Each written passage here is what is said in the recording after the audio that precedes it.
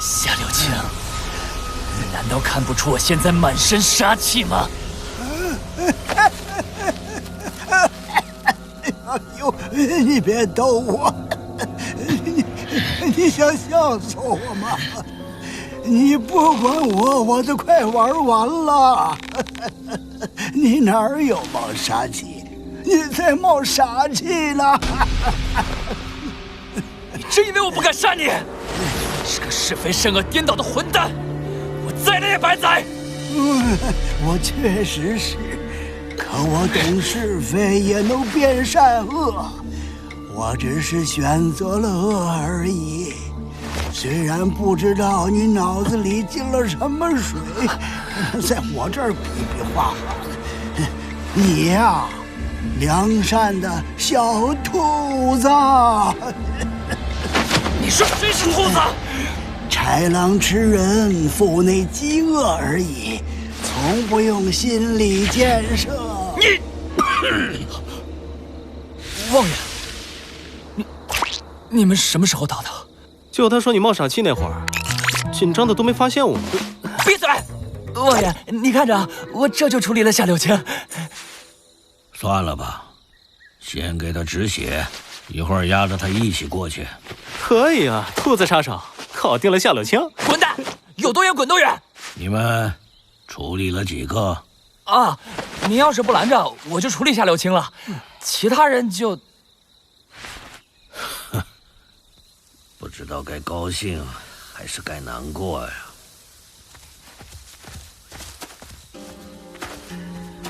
尸魔、吕梁，最前面的丁道安，交过手，肯定比夏柳青给力。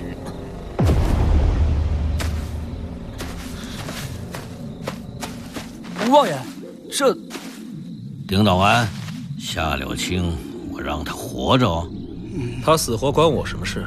金凤婆婆呢？哎，小妮儿啊，话是没错，可你这么说，我很没面子啊。而且你这个小屁孩，老想着借我的金凤干啥？跟我提好几回了。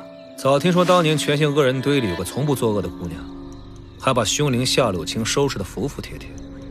这么有趣的婆婆，我当然想见见。他们说的那个金凤从这里穿过去了，望爷赶快吧，要不然那几个家伙真没准能闯到堂冢去。不急，不急，那是咱唐门圣地啊！望爷，这帮人到底为什么要闯堂冢啊？在外人看，那不就是一个墓地吗？到了再说吧。事已至此，同是唐门，我不相信他们会任由外人在堂中胡来。同是唐门，您这意思，堂冢里已经有人了？他们是谁啊？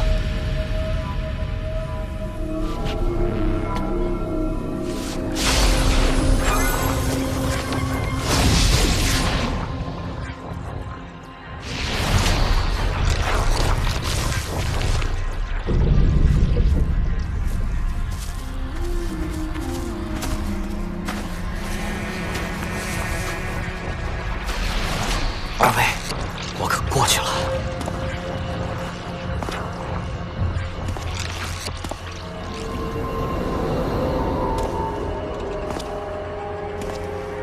走！这别管那么多，快走！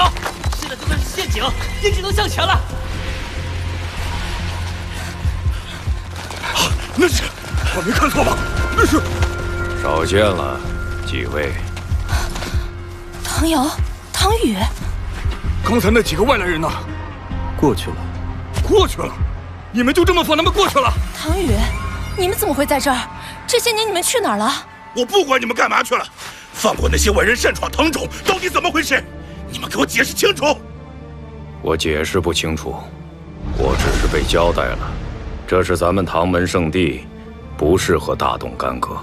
他们不行，你们也不行。想知道怎么回事，一起来吧。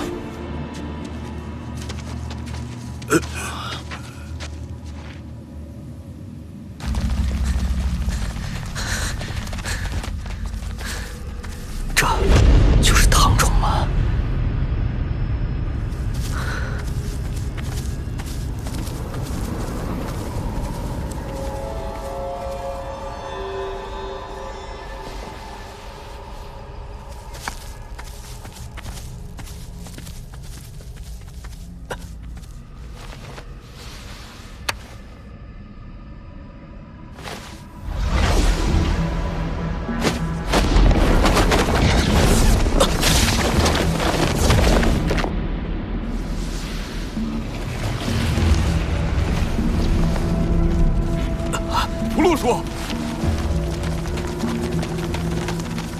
老米、红红五子，你们怎么都在？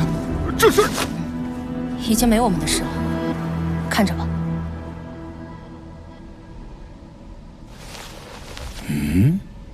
输了。金凤婆婆，你和你的全姓同伙擅闯我唐门，我们抓住你也没怎么为难你吧？现在又擅闯我唐门圣地，得寸进尺了吧？唐门长，我知道这一切都是我们不对，走到这一步，就是被你的门人杀掉，我也毫无怨言。但我无论如何都想见见那位当年的36贼之一，你们唐门中人许昕。想见我师弟？你们全姓就是这样，你想怎样就怎样，别人如何你们从不关心。都说金凤婆婆你和其他全姓不一样，有什么不一样？张楚岚，你又是怎么回事？明白了，唐门长，我们所有人都被你利用了。唐门长，能被你利用，我很荣幸。我当然是来制止金凤婆婆和全姓这种胡来的行为的。哎呀，是我们小孩子无能，一路上奋力阻止，却依然没能拦住金凤婆婆。睁着眼说瞎话呀！这就是张怀义的孙子。现在不好办呐。当年我们可是号称处理了36贼名单上的门人，现在要么是我这师弟真死了，要么是你们死在这儿，我得灭口啊。您说的有道理，不过您看在我们确实替您出过力的份上，就饶了我们吧。您看这样行不行？您这位师弟不用死，金凤婆婆也不用死，咱们走第3条路。哦，咱们让这位许爷爷活过来，让他重见天日。让我这位师弟活过来？好大的口气！你算老几呀，张楚岚？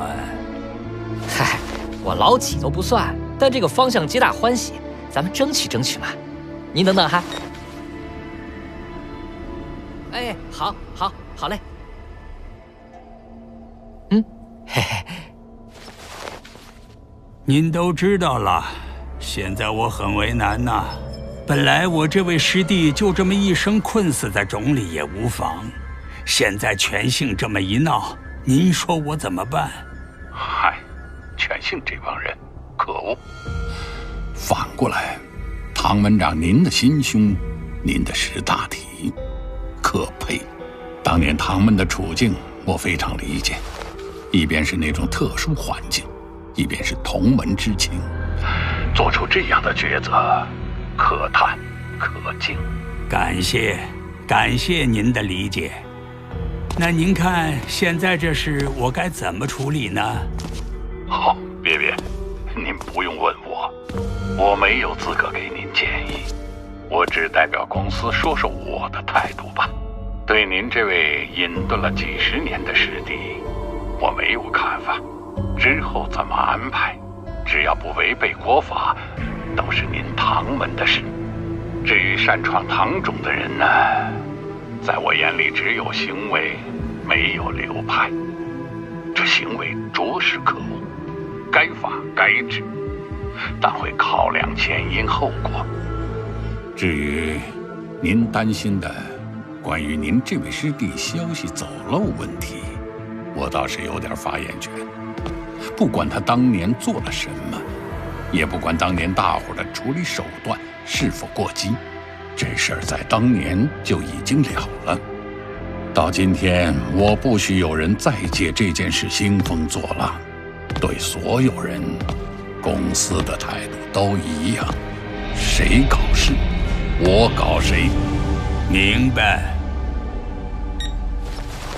好算盘呐，门长，从什么时候开始动的心思，打算放了那个混蛋？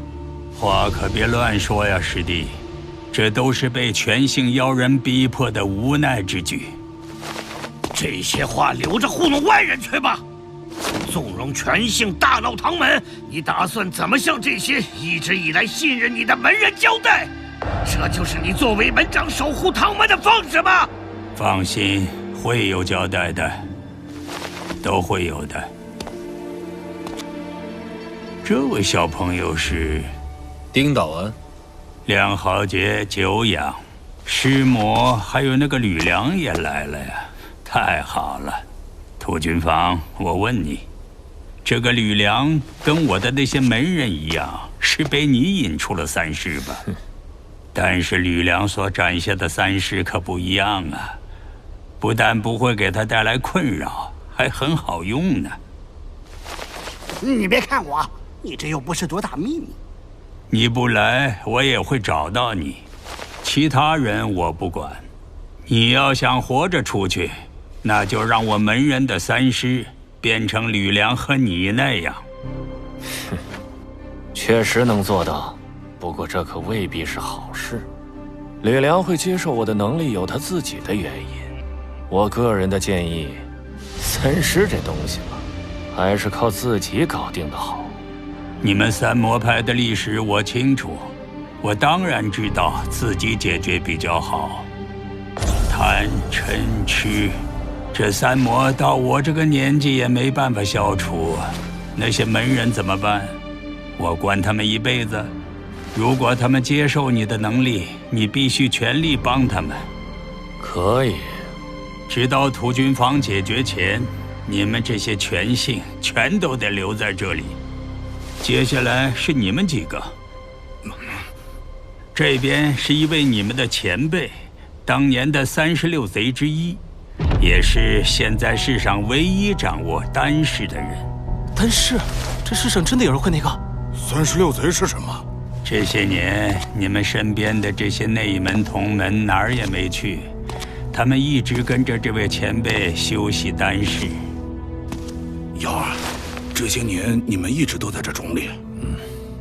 哎，灿和英杰也好几年没见了，咋没在这儿？听风、关海两位爷也是啊，隐退了。稍后我会向全体门人介绍，你们先来见见这位许昕前辈。唐门长，您先别急着把我们全县和唐门的账清了，也许我们对唐门的冒犯还没有结束。哦，丁岛安，你这是？我来唐门，主要是为了救婆婆，次要目的嘛，想领教一下36贼的风采。啊！丁岛安，你小子果然也没憋好屁。这就是丁岛安，我不管你是2豪杰还是几豪杰，别在这个时候给我出幺蛾子。哎呀，小丁儿啊，就快皆大欢喜了，你来这么一出，你是真想把我往死里坑啊？你们是皆大欢喜了，我呢，就让我一个人白跑一趟吗？我打听过了，听说这世上唐门之外没人见过丹氏，因为见过的人都死了。我的诉求很简单，让我见识下丹氏吧。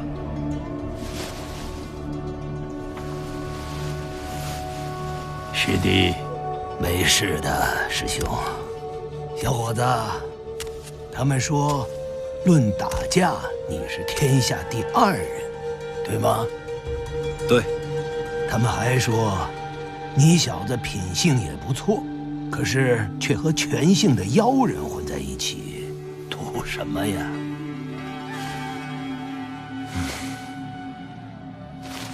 我就是想要点安全感。哦，您是老前辈，我又强人所难，非得跟您讨教，所以您问起来呢，我就跟您掏掏心窝子。从很小的时候，我就总是感到不安，我太弱小了，一块石头可以伤害我，一块玻璃也能，一场病魔也能。这世上的一切，只要在合适的时机，以合适的方式出现，都能够伤害我。这一切都是因为我太弱小，所以我拼命锻炼，我尽可能让自己变得强大。每强大一点，那些能够威胁到我的就少了一分，我离得到心界上的平安也就更进一步。随着长大，那些天灾之类的不可抗力带来的威胁，我都试了。我把目标转向为同等条件下的个体，那就是人。我想超越所有威胁，成为最强，天下第一。不，我要的不是竞技意义上的第一。只要还有人能跟我较量，那就不是我想要的境界。我想要这世上不再有个体能对我产生威胁的那种强大，或许那样就能消灭一直以来伴随我的不安全感。要实现这一点，我需要质量足够高的真正威胁。但反过来，这条路越接近终点，有资格成为考验的对手也就越少。或许因为我人还不错，那些人也都不再愿意对我动真格了，所以我加入了全信。这下，那些威胁我的人，都有了对我全力出手的理由。你有没有感觉，全信这帮混蛋，有时候挺好用的？是啊，这么多年，我也是才发现的。听懂了，这么回事啊？这么上进的小子，弄得我还真不好意思给你打击了。没关系，不久前，我刚遭受到40多年来最大的失败，彻底的溃败。我曾经无数次的幻想过自己彻底失败时的心态，却没想到真的被那位击溃时，感受到的却是狂喜。曾几何时，我对这条路的尽头只有缥缈的想象，如今终于看到了一个实体，那背后就是终点。终点太过遥远，但不急不躁，一步一步走，总有一天我会走到那里。来吧，许前辈，请出题。这次安排的考题是单式。直觉？什么直觉？那是门里的直觉。门里？咱们门里？他也是天师府啊？不，各个门派都有自己的直觉。他左手这个叫灵官指，是道门的直觉。这家伙也懂法术。几分钟了，2个人都没有动作，不能眨眼，不能眨眼，一瞬间都不能错过。没想到真的有机会见到号称已经失传的唐门绝技单式。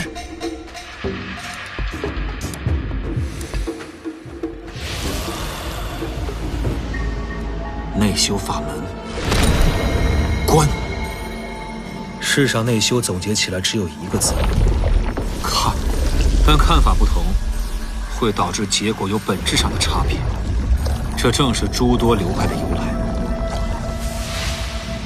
有的以身为国，让神识如圣王般以无为之态照看全国，得清净；有的试图看出身边每样事物所蕴含之理，得世间治理。我修习的这观法，是让神识集中于一个对象，称为定。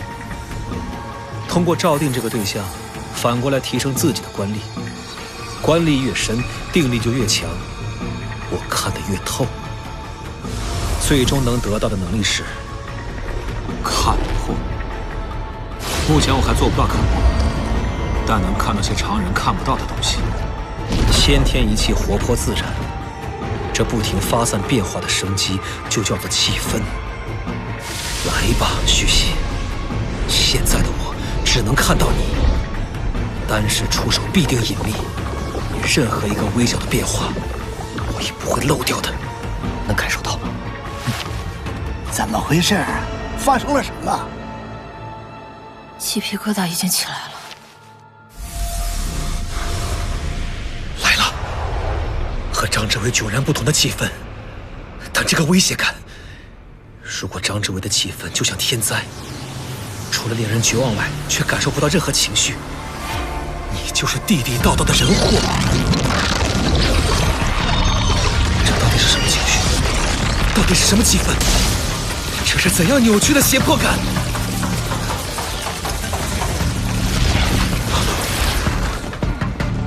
没有了，一瞬间什么气氛都没有了。但是，他还活着，他走过来了。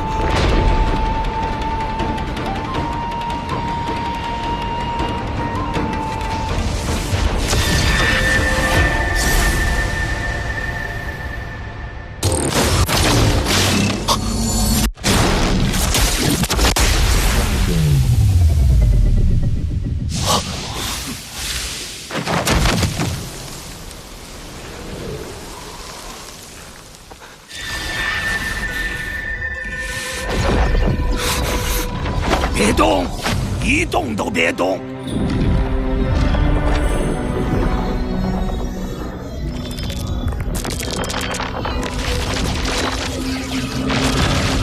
别动，千万别动，我还没撤。怎么了？发生什么了？不知道，只看到丁道安升起了遁光。遁光？一些道门的法术，护体遁光。他捏出灵官诀，就是为了增强遁光的效果。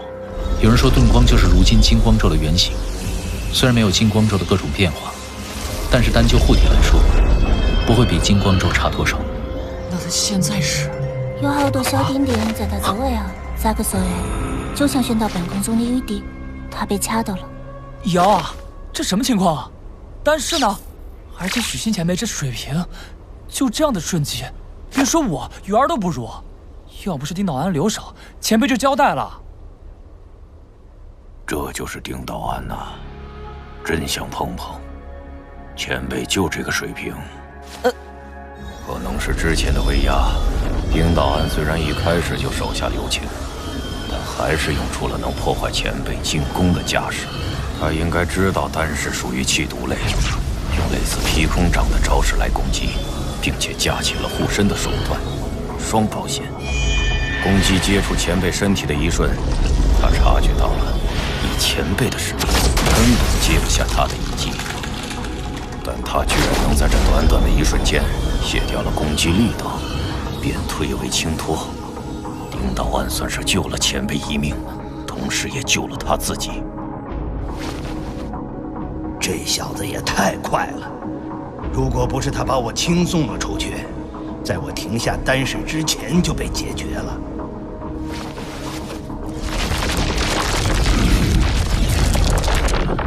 小伙子，把遁光散了吧。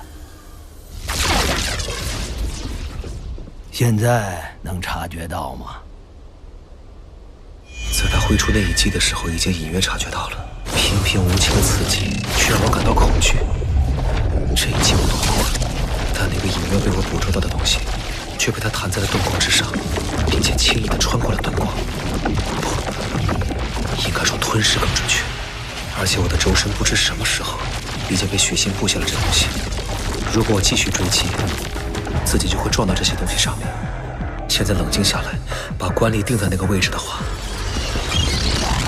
隐约能看到，没有颜色、气味，也没有固定的形态，就那么悬浮在空中。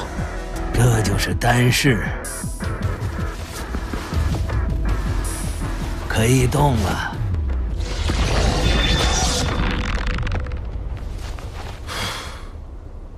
小伙子，用不着气馁。我从19岁被关在这里赎罪，唐门的其他功夫没有资格再练，这丹氏是我唯一的功课。毕竟替唐门传续绝学也是我赎罪的方式。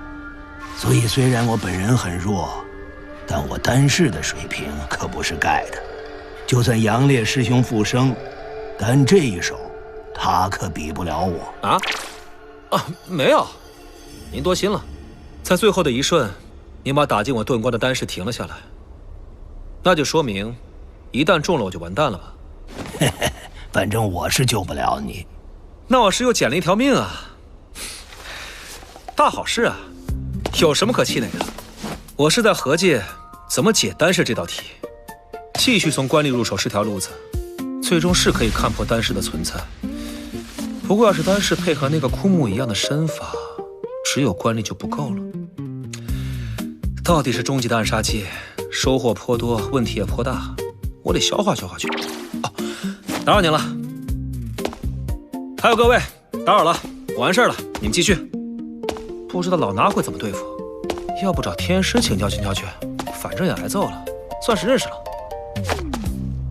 各位唐门门人听着，这就是你们昔日的唐门前辈，也是在我卸去唐门门长之后，你们的新门长唐鑫。啥噻？啊？唐鑫，新门长，唐鑫，这么乱，怎么回事？刚才不是都叫他许昕吗？这样啊，这位唐门前辈的娘家是内门。以前爸妈一打架，我妈就要拉着我离家出走，还总让我跟她改姓唐。我开始以为她在说着玩，后来发现离家是气话，但改姓却不是玩笑。在他们结婚前就说好了，我加入唐门后可以凭自己的意愿去选择跟谁姓。后来我从爷爷那儿知道了原因，爷爷不是练气的料，他把希望寄托在我爸身上。可我爸也不擅长，直到我爸和身为内门的母亲结婚，爷爷才稍微满足了一点。也正是因为这次婚姻，爷爷了解到唐门的一个传统，外姓或外门男性迎娶内门女性时，他们的子女之后可以通过改姓唐进入内门，这是数百年前内门给自己留下的一个后门。所以说嘛，这位前辈大概跟我一样，娘家是内门人。唐妙心，你是不是疯了？为了设计释放这个唐门败类，你背着我和门人勾结权姓，任他们擅闯禁地。这笔账我先不跟你算。刚才你说什么？没听清，再说一遍。我叫大伙儿来见见新门长。在场的外门弟子听令，你们马上护送这些外人离开唐门。另外，通知所有在老校区的外门弟子速到唐冢。张楚岚、夏柳青，这里没你们的事了，赶紧离开。王爷，没有门长的命令，唐冢就说门长已经死了，庄里只有唐门的叛徒，叫他们来评判。在场的内门弟子听令。是。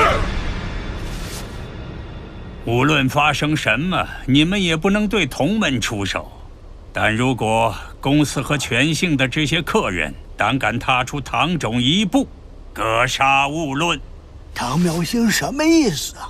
他不是在针对我们。你到底想干什么？你给我说清楚。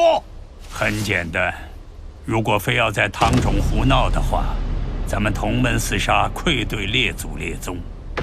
师弟，咱们杀外人。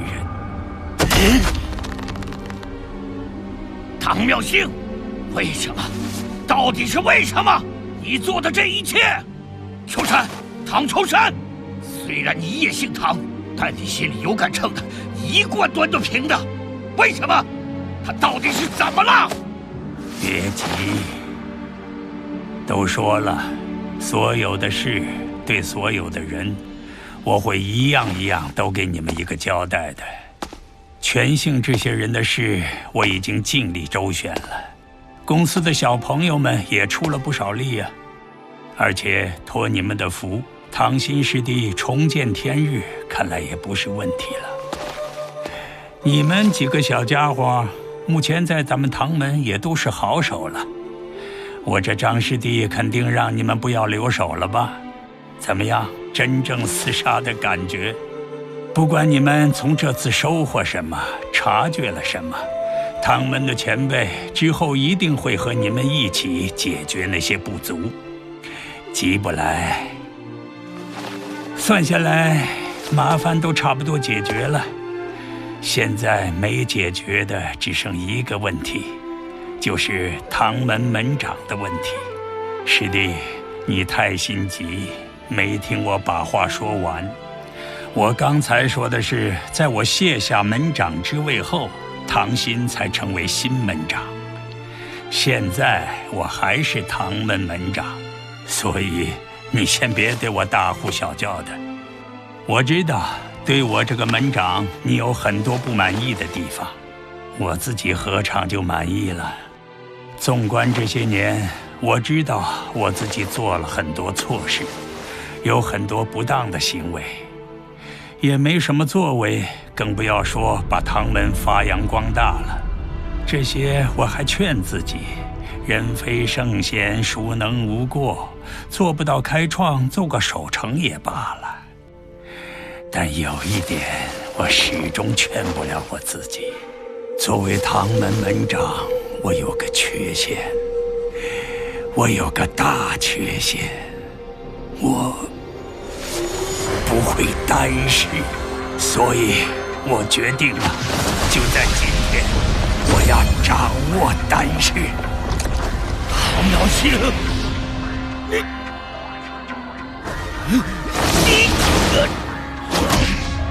事到如今，你还想阻止我？好，别说我不给你机会，唐新师弟。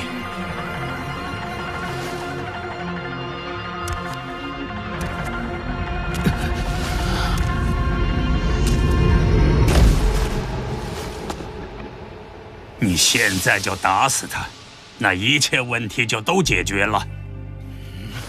你以为我不敢吗？这混蛋几十年前就该死，早就该死了。当初你给他求情的时候，可不是这么说的。动手！磨磨唧唧絮叨什么？只要你杀了他，今天一切的疙瘩就都解开了。唐门这艘破旧的大船也会继续依照原来的航线开下去，也许会有点小变化吧，谁知道呢？我来呀！既然你有隐退的心思，由我来掌握。为什么是这个人？为了这么个家伙，你落到这个地步，值吗？哪个地步？我现在是要继承丹氏，荣光的很。呸！你能继承才叫见鬼了！丹氏都快成了你的心魔了。没错，他就是我的心魔。我自成为门长以来所犯的所有恶行，都因为没法放下对他的执念。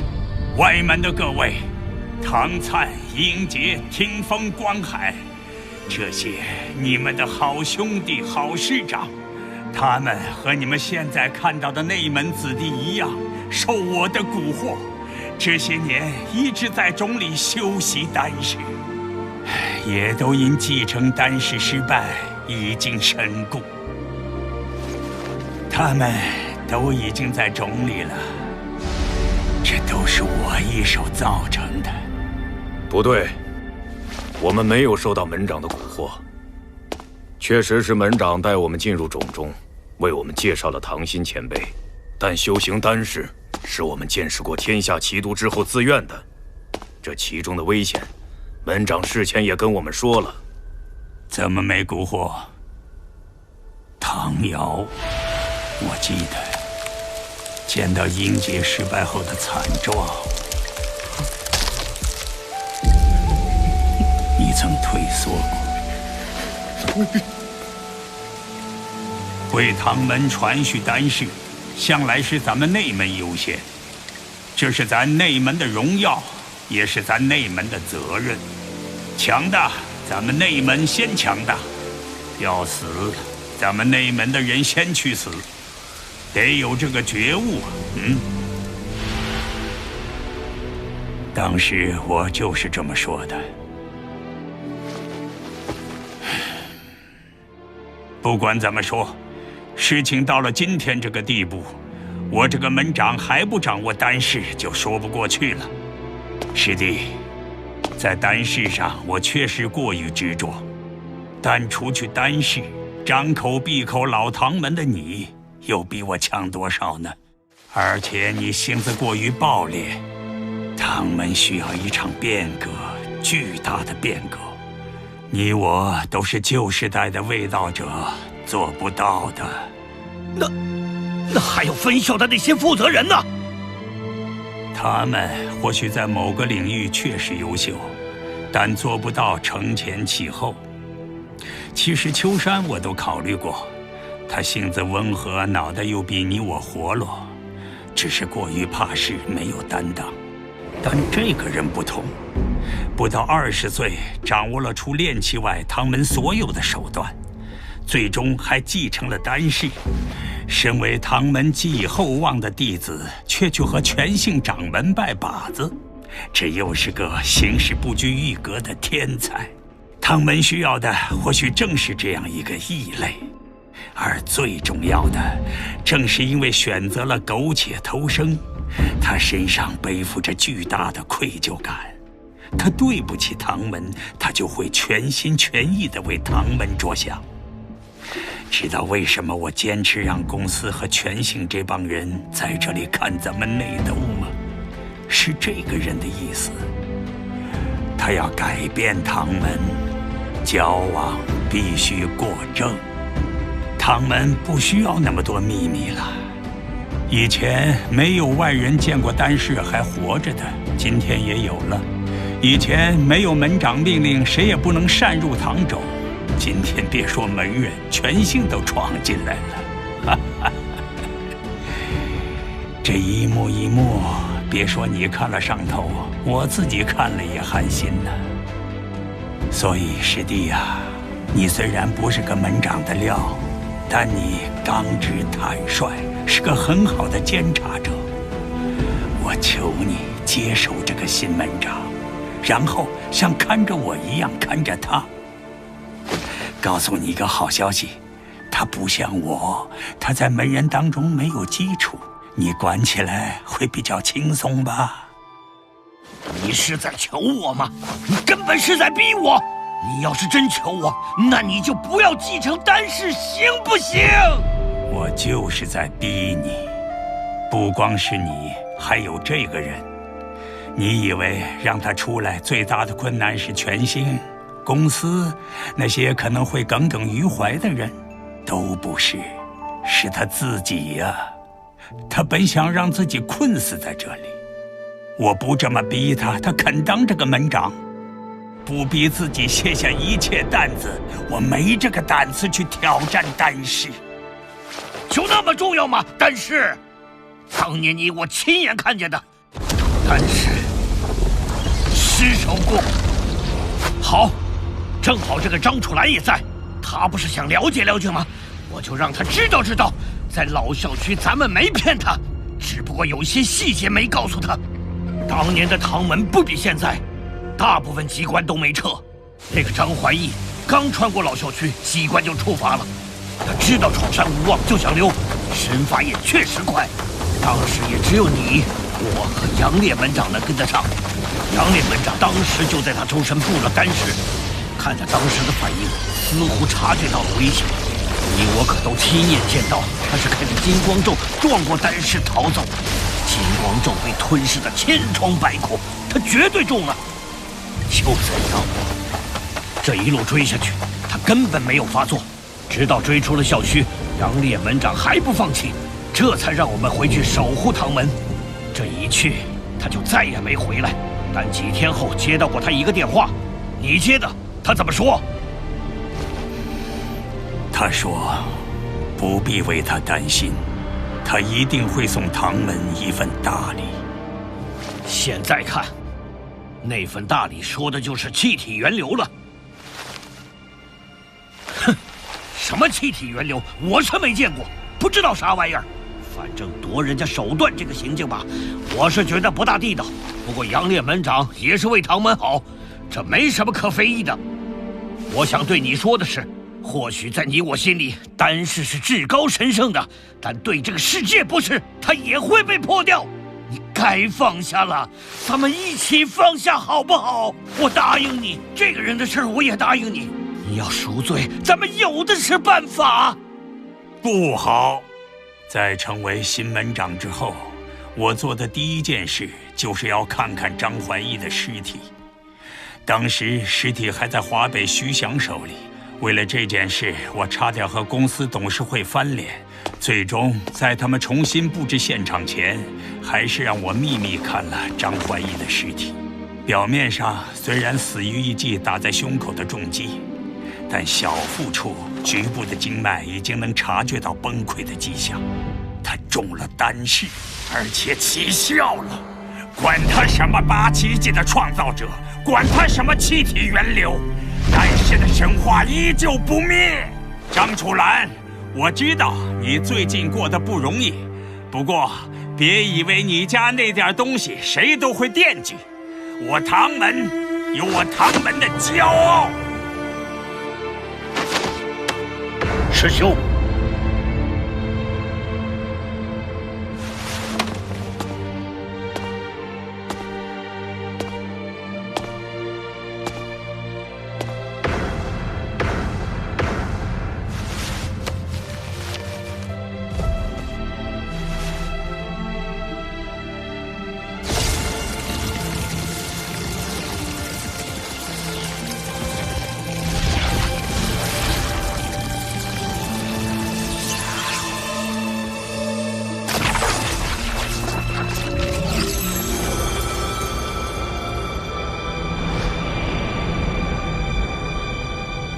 关海夜残荷戟没跨过的阶段。气修完了，可以练了。再练了。唐心、张望、秋山，还有唐门各位，唐门以后看你们的了。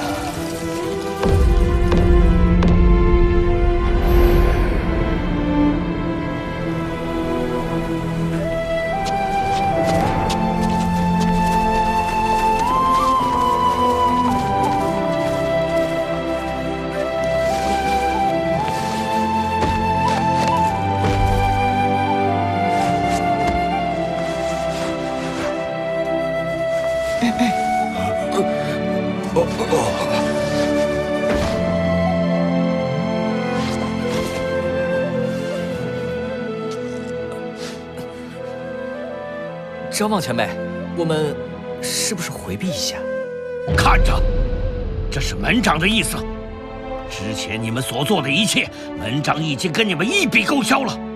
但如果要是在这件事上你们违背了他的意志的话，我依然会按照门长的吩咐放你们下山。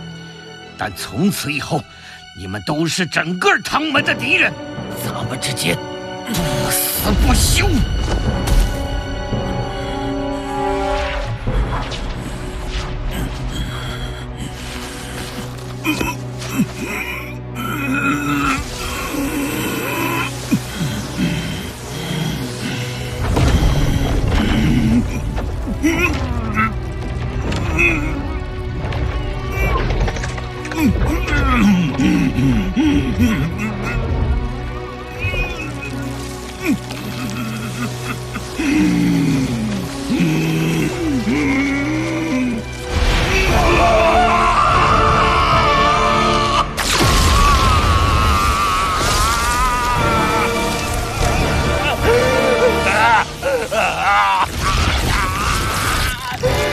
帮帮我！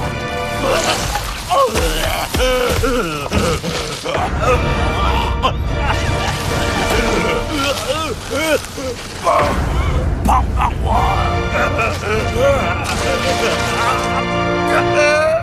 求求你们啦！张望，张望，求求你！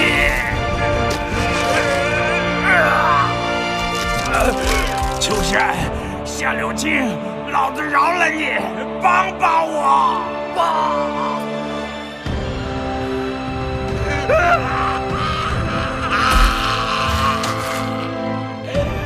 关海，帮我！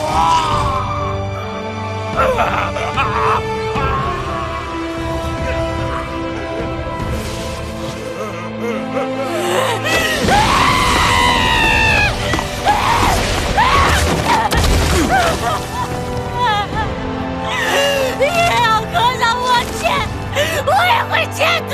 但是能解，用得着这样的代价去继承吗？老头让唐爷痛快击灭你走，啥子方法都可以，你们帮儿他。别侮辱门长，给我看着，不错眼珠的看着。永杰、关海，所有打算继承丹氏的前辈，都是这么过来的，亲眼目睹继承的全过程，包括失败，这也是继承仪式中的一部分。正因为场面令人难以接受，所以丹氏的继承过程一直是秘而不宣的。妙兴门长选择了唐心前辈来完成开放唐门的任务，而他本人选择为唐门做最后一件事，要么成功的继承丹氏，要么就让所有人见证丹氏的完整继承仪式，用自己来为唐门开放这丹氏最后的隐秘。所以，看着，一幕都不要错过的看着。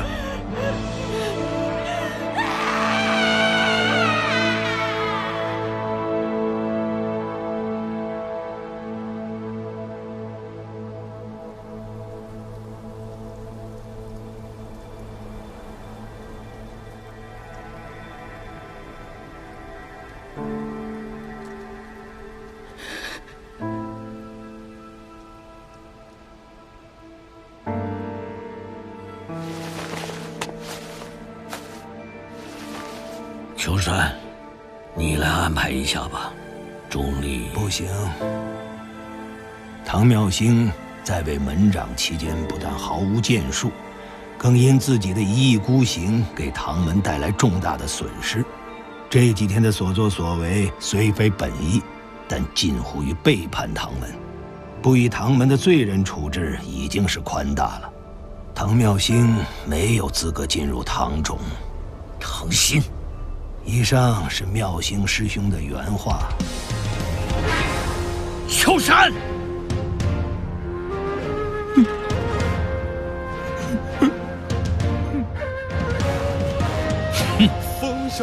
永远是那么独断。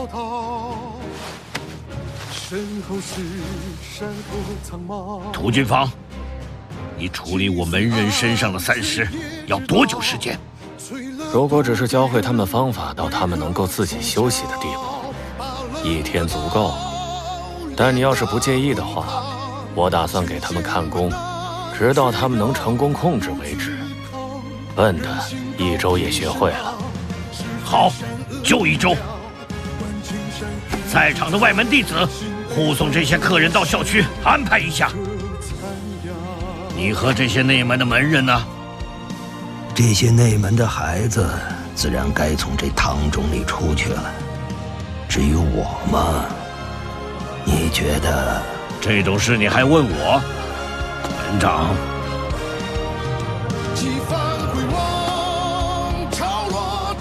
张望前辈，我知道现在不是时候。你和妙行师兄既然达成了这种默契，我不会阻拦你们。至于门长要不要见你们，会跟你们谈些什么，我无权干涉。但这一切，等我们处理完妙行师兄的身后事再说。